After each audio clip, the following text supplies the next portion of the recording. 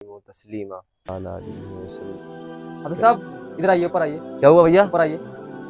हाफिज साहब यहाँ पे आप खड़े हो गए और ऐसे हाथ उठा के क्या कर रहे थे? तुम्हें पता नहीं फातिहा पढ़ रहा था मैं। क्या आपको पता नहीं फातिहा पढ़ना शिरक होता है? कुछ जवाब नहीं आपके पास कहने के लिए क्या? तुम्हारा मामला ना बिल्कुल घिस गया, घिस। तुम खबीसों के साथ रह रहे कि तुम भी जाहिल बन गए पूरे। अगर हम तुम्हें कहते थे गलत है, तुम हमें जाहिल बताते हो। तुम जाहिल हो तो जाहिल ना कहे तुम्हें। हम तो चाह रहे कि तुम सुधर जाओ, लेकिन तुम सुधरने का नाम ही नहीं ले रहे। हर चीज को शिर्क व बिदअत कहने लगते हो। हमने कहा दिया कुरान और हदीस से साबित है। आओ कहाँ तुम्हारे साबित है? देखो।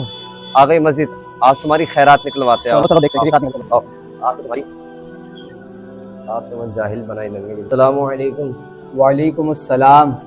वालेकुम अस्सलाम। मुल्ला जी हर बात कुछ ना कुछ खुराफात करते रहते हैं। इस बार क्या कर दिया? मैं कब्र पे फातिहा पढ़ रहा था, ये उन्हें कब्र पे फातिहा पढ़ने को शिर्क व बिदअत बता रहे हैं। जाहिल मुल्ला है वो तो है। मुल्ला जी, कब्र पर फातिहा पढ़ना, अजान देना, ये तो बिल्कुल जायज़ है। तो शरीयत मुतहरा से ये साबित है। आप मुझे बताओ कि आपके पास कोई दलील है कि ये जायज़ नहीं है, ये शिर्क बिदअत है? कुछ है आपके पास में? बगैर उसके किसी भी चीज़ को शिर्क बिदअत बना दिया। जबकि कोई भी चीज़ को गलत कहने के लिए हमारे पास दलील होनी चाहिए, और अगर उसके गलत होने की दलील नहीं, काम जायज़ है। मुल्ला जी, आपको पता है कि एक मरतबा नबी करीम सल्लल्लाहु अलैहि वसल्लम का गुज़र एक कब्रिस्तान से हुआ, तो आप वहीं तशरीफ़ फरमा हुए और एक शाख मंगाई जो गीली थी और तोड़ कर दोनों कब्रों पर आधी आधी रख दी।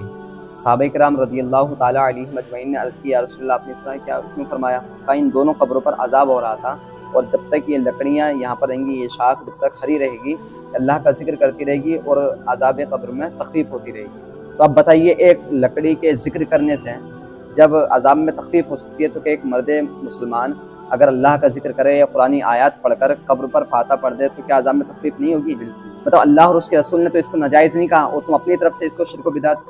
मैं आप लोगों से गुजारिश करूँगा कि इन लोगों की बदअक़ीदगी के चक्कर में ना फंसिए, और अगर ये किसी काम को कहें कि ये शिर्क है, बिदअत है, तो इनसे दलील मांगिए आप। वल्लाह बिल्लाह ये कभी दलील नहीं दे सकते, ये सिर्फ आवाम को गुमराह करते हैं।